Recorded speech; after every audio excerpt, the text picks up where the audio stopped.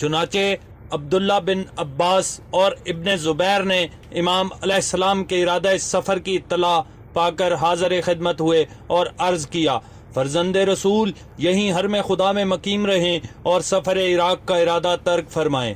امام علیہ السلام نے ان کے جواب میں فرمایا، جناب رسول خدا نے مجھے عالم رویہ میں ایک خاص حکم دیا ہے اور میں اس کی تعمیل کروں گا۔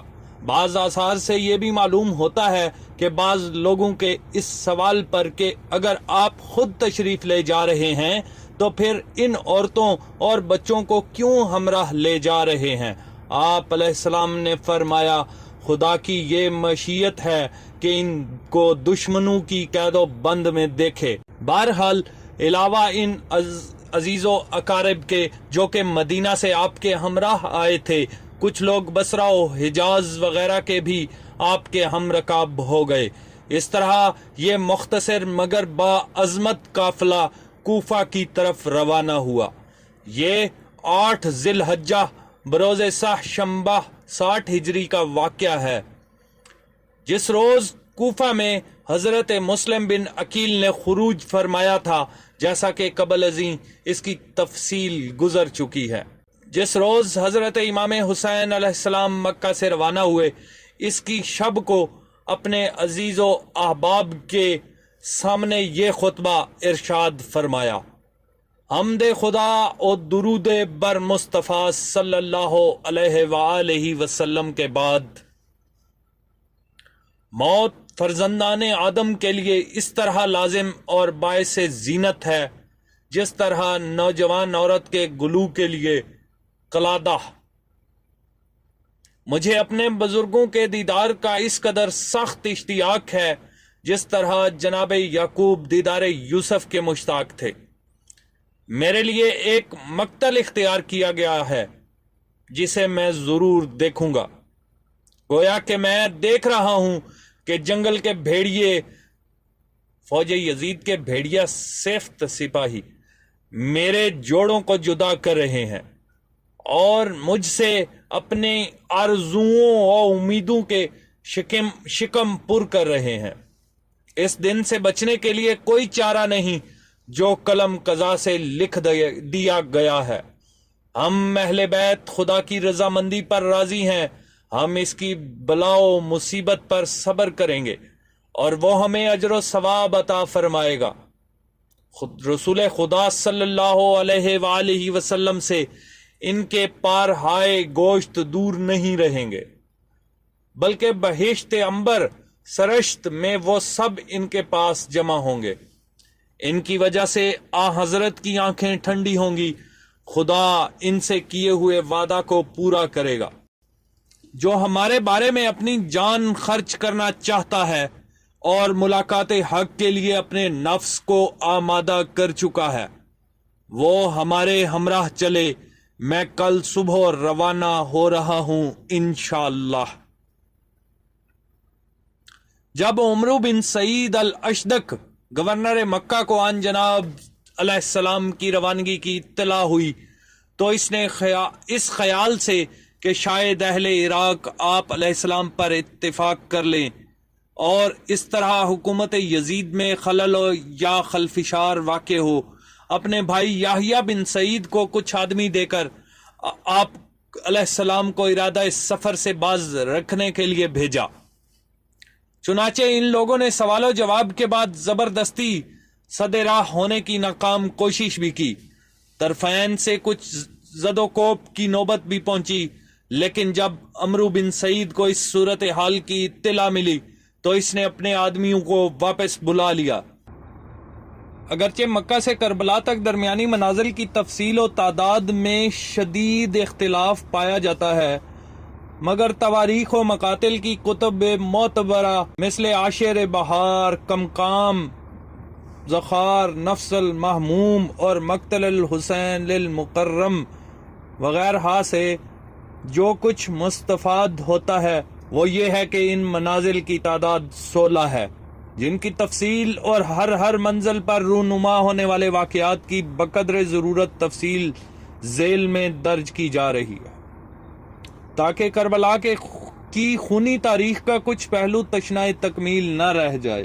پہلی منزل تنعیم۔ اکثر کتب سیر و تواریخ سے معلوم ہوتا ہے کہ مکہ مکرمہ سے روانگی کے بعد پہلی منزل یہی تھی، جو کہ مکہ سے قریباً 2 فرسخ اور بروایت 8 فرسخ کی مسافت پر واقع ہے۔ اسی منزل پر جناب سید الشہداء علیہ السلام کی ایک قافلہ سے ملاقات ہوئی ہے، جسے حاکم یمن بہیر بن اسحاق نے کچھ قیمتی مال و اسباب دے کر یزید بن معاویہ کی طرف روانہ کیا تھا۔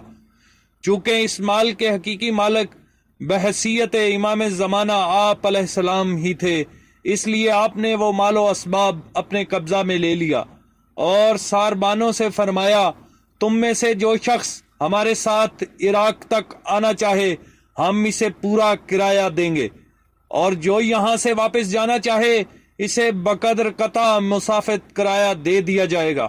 چنانچہ کچھ لوگ آپ کے ہمراہ جانے پر رضامند ہو گئے اور کچھ وہیں سے کرایہ لے کر واپس چلے گئے۔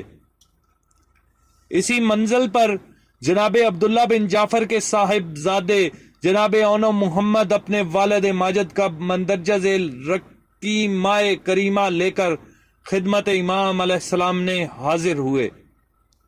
اس رقیمہ کا مضمون یہ تھا، امام باد خدا را جب میرا یہ مکتوب پڑھیں تو اس سفر سے باز آ جائیں، کیونکہ مجھے اس سفر میں آپ کی اور آپ کے خانوادہ کی ہلاکت کا اندیشہ ہے، اور اگر آپ کی موت واقع ہو گئی تو زمین کا نور بجھ جائے گا، کیونکہ آپ ہی ہدایت حاصل کرنے والوں کے نشان راہ ہیں اور اہل ایمان کی امیدگاہ ہیں۔ چلنے میں جلدی نہ کریں، کیونکہ میں خود بھی اس مکتوب کے بعد آ رہا ہوں۔ جس وقت حضرت سید الشہداء علیہ السلام مکہ سے روانہ ہوئے، اس وقت جناب عبداللہ ہنوز مدینہ سے مکہ نہیں پہنچے تھے۔ پہنچنے پر جب آپ ان کو آن جناب علیہ السلام کی روانگی کا علم ہوا تو اپنے دونوں صاحبزادوں کو مندرجہ بالا مکتوب دے کر امام حسین علیہ السلام کی خدمت میں روانہ کیا، اور آپ سیدھے عمرو بن سعید حاکم مکہ و مدینہ کے پاس پہنچے اور ان سے جا کر امام علیہ السلام کے لیے امان نامہ حاصل کرنے کے متعلق گفتگو کی۔ حاکم نے کہا، جو آپ عبارت مناسب سمجھیں لکھ دیں، میں اس پر دستخط کر دوں گا اور اپنی مہر بھی لگا دوں گا۔ چنانچہ اس مضمون کا امان نامہ لکھا گیا، عمرو بن سعید کی طرف سے حسین بن علی علیہ السلام کے نام، میں بارگاہ عزدی میں سوال کرتا ہوں کہ وہ آپ کو باعث ہلاکت امور سے باز رکھے اور جس بات میں خیر و خوبی ہو اس کی راہبری فرمائے۔ مجھے یہ اطلاع ملی ہے کہ آپ عراق تشریف لے جا رہے ہیں۔ میں افتراق سے آپ کو خدا کی پناہ میں دیتا ہوں، کیونکہ اس میں ہلاکت پوشیدہ ہے۔ میں آپ کی طرف عبداللہ بن جعفر اور یحییٰ بن سعید کو بھیج رہا ہوں، آپ ان کے ساتھ میرے پاس واپس آ جائیں۔ آپ کو امان دی جاتی ہے اور آپ کے ساتھ صلہ رحمی، نیکی اور اچھے پڑوسی والا سلوک کیا جائے گا۔ خدا اس بات کا شہید و وکیل اور کفیل ہے۔ چنانچہ جناب عبداللہ اور یحییٰ بن سعید یہ امان نامہ لے کر خدمت امام علیہ السلام میں حاضر ہوئے۔ امان نامہ پیش خدمت کرنے کے بعد واپسی پر اصرار کیا، مگر امام علیہ السلام نے یہ فرما کر، میں نے عالم خواب میں جناب رسول خدا صلی اللہ علیہ وآلہ وسلم کو دیکھا ہے، اور اسی عالم میں انہوں نے مجھے ایک حکم دیا ہے جسے میں ضرور پورا کروں گا۔ بہرحال جب جناب عبداللہ بالکل مایوس ہو گئے تو اپنے دونوں شہزادوں کو خدمت امام میں حاضر رہنے اور بوقت ضرورت جہاد کرنے کا حکم دے کر واپس چلے گئے۔ دوسری منزل صفاح۔ یہ منزل مکہ مکرمہ سے چند میل کے فاصلے پر ہے۔ اس منزل پر جناب سید الشہداء کی مشہور شاعر فرزدق سے ملاقات ہوئی، جو اپنی والدہ کے ہمراہ بغرض حج کوفہ سے آ رہا تھا۔ امام علیہ السلام نے اس سے اہل کوفہ کے حالات دریافت کیے۔ فرزدق نے صحیح تجزیہ کرتے ہوئے کہا، آقا لوگوں کے دل آپ کے ساتھ ہیں اور ان کی تلواریں آپ کے برخلاف۔ قضا آسمان سے نازل ہوتی ہے اور خدا جو چاہتا ہے وہ کرتا ہے۔ امام علیہ السلام نے فرمایا تم نے سچ کہا ہے، سب معاملات قبضہ قدرت میں ہیں اور ہمارا پروردگار ہر روز نئی شان میں ہوتا ہے۔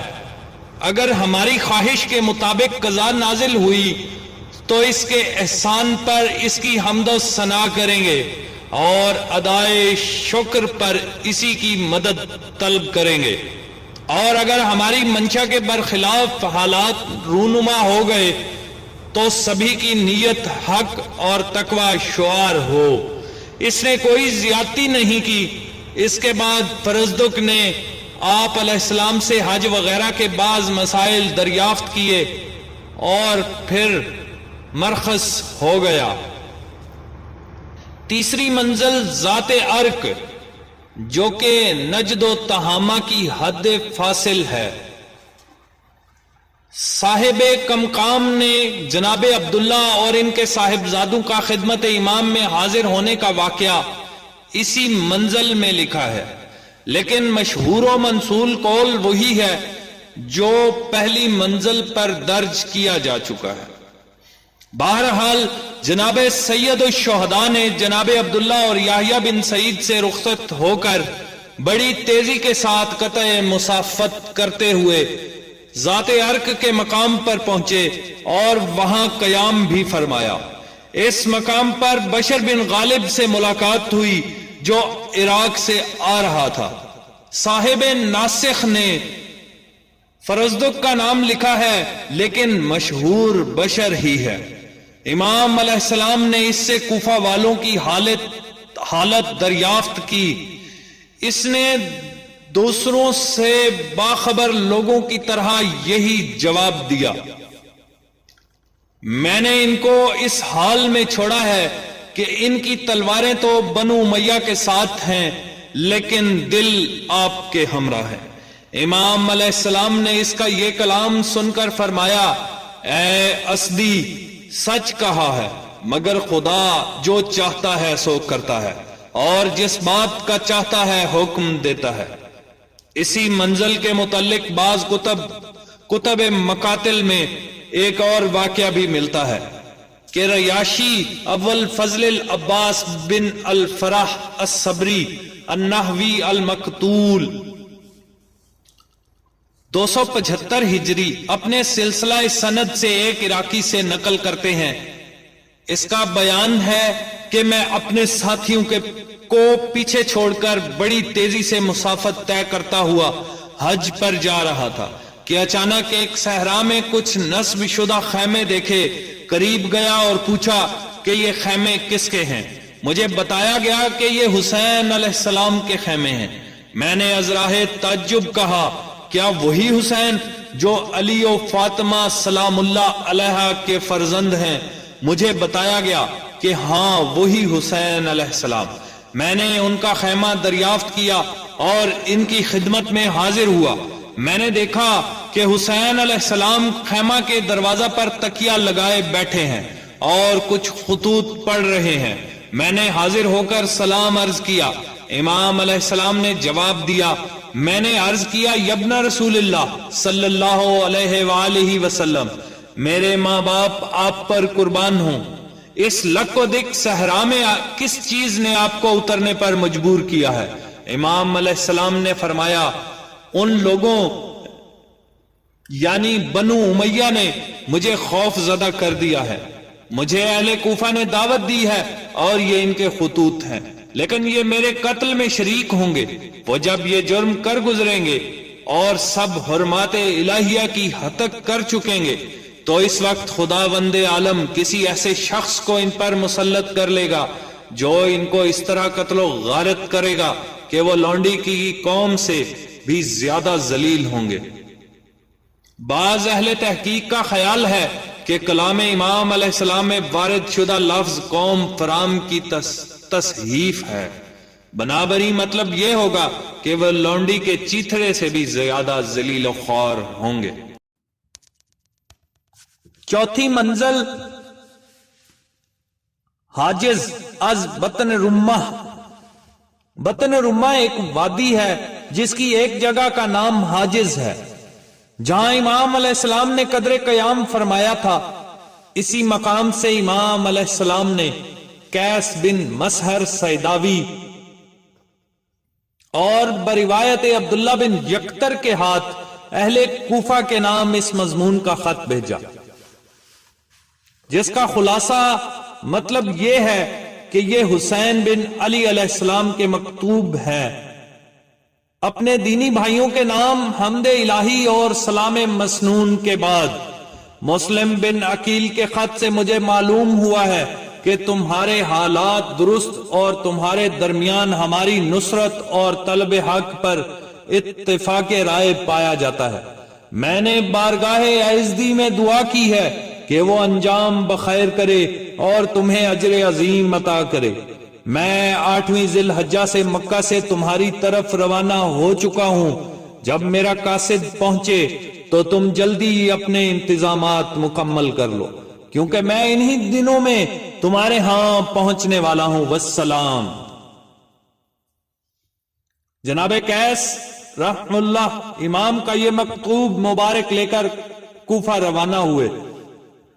ادھر چونکہ ابن زیاد کو سرکار سید الشہداء کی بجانب عراق روانگی کی اطلاع مل چکی تھی، اس لیے اس نے قادسیہ سے خفان اور خفان سے کتانہ تک، عراق سے واقسہ اور واقسہ سے بصرہ کے راستہ تک ناکہ بندی کر کے وہاں اپنی پولیس متعین کر دی تھی اور ہر آنے جانے والے کی مکمل نگرانی کی جاتی تھی.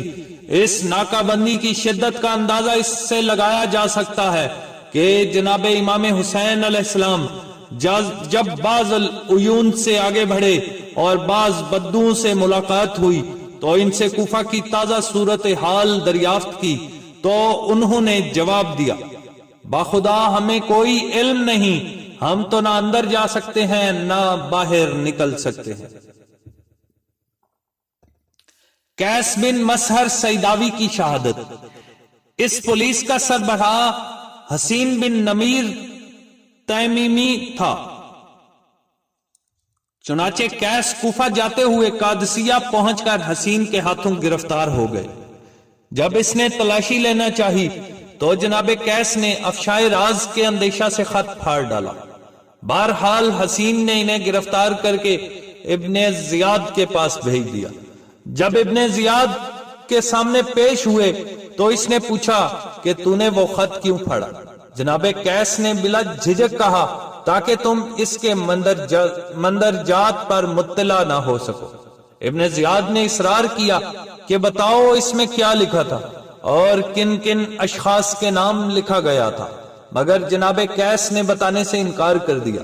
ابن زیاد نے کہا اچھا اگر ایسا نہیں کرتے تو پھر ممبر پر چڑھ کر حسین علیہ السلام بن علی علیہ السلام پر سب و شتم کرو.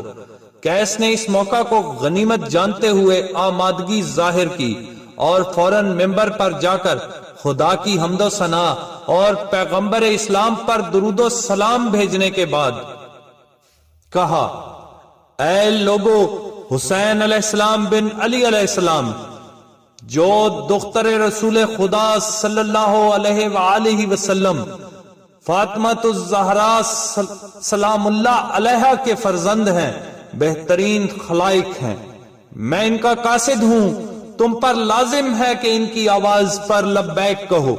اس کے بعد جناب امیر علیہ السلام پر درود و سلام بھیجا اور ابن زیاد اس کے باپ پر لعنت کی. ابن زیاد نے غصہ سے آگ بگولا ہو کر حکم دیا کہ ان کو کسر پر لے جا کر نیچے گرا دیا جائے. چنانچہ ظالموں نے ایسا ہی کیا. ان کے ہاتھ پسے پشت باندھ کر گرایا گیا اور گرتے ہی ان کے اعضاء و جوارح چور چور ہو گئے. ابھی کچھ رمق باقی تھے کہ عبد الملک بن عمیر لخمی نے آگے بڑھ کر ان کے رشتہ حیات کو قطع کر دیا. ان للہ و انا الیہ راجعون. پانچویں منزل بعض العیون حاجز سے روانہ ہو کر جناب سید الشہداء اربو کے ایک چشمہ پر پہنچے اور وہاں عبداللہ بن متی ادوی سے ملاقات ہوئی۔ اسے جب سید الشہداء کے عزم عراق کا علم ہوا تو اس نے بھی دوسرے عام مشیروں کی طرح امام علیہ السلام کو سفر عراق اختیار نہ کرنے کا مشورہ دیا، مگر جناب علیہ السلام نے خصوصی مصالح و حکم کی بنا پر اس کے مشورہ کو قبول نہ کیا اور آگے روانہ ہو گئے۔ اب حضرت امام حسین علیہ السلام کے ہمراہیوں کی تعداد روز بروز بڑھتی جاتی تھی۔ اربو کے جس چشمہ سے گزرتے وقت وہاں چند آدمی اس خیال کے تحت آپ کے ہمراہ ہو جاتے تھے کہ شاید امام علیہ السلام عراق جا کر تخت و تاج کے مالک بنیں گے اور امامت کے ساتھ سلطنت بھی جمع ہو جائے گی، حتیٰ کہ شدہ مختصر قافلہ نے اب ایک مختصر سے لشکر کی صورت اختیار کر لی تھی۔ چھٹی منزل خزیمیہ۔ امام علیہ السلام باز العیون سے روانہ ہو کر مقام خزیمیہ پر پہنچے اور وہاں پہنچ کر ایک شب و روز قیام فرمایا۔ بعض اخبار و آثار سے معلوم ہوتا ہے کہ اسی منزل پر ایک واقعہ درپیش آیا، وہ یہ کہ جب صبح ہوئی تو جناب زینب عالیہ سلام اللہ علیہا نے خدمت امام علیہ السلام میں حاضر ہو کر عرض کیا کہ رات کے وقت جب میں کسی کام کے لیے باہر نکلی تو سنا کہ کوئی ہاتف غیبی یہ شعر پڑھ رہا ہے: اے آنکھ پوری کوشش سے آنسو بہا، اور بھلا میرے بعد شہداء پر اور کون روئے گا، میرے بعد کون روئے گا اس گروہ پر جن کو موتیں ایفائے عہد کے لیے ہانک کر لے جا رہی ہیں۔ معلوم ہوتا ہے کہ جناب صدیقہ صغرا نے ان اشعار سے کوئی اچھا تاثر نہیں لیا۔ جناب سید الشہداء نے تسلی دیتے ہوئے فرمایا: اے بہن، جو قضاء و قدر میں ہے وہ ضرور ہو کر رہے گا۔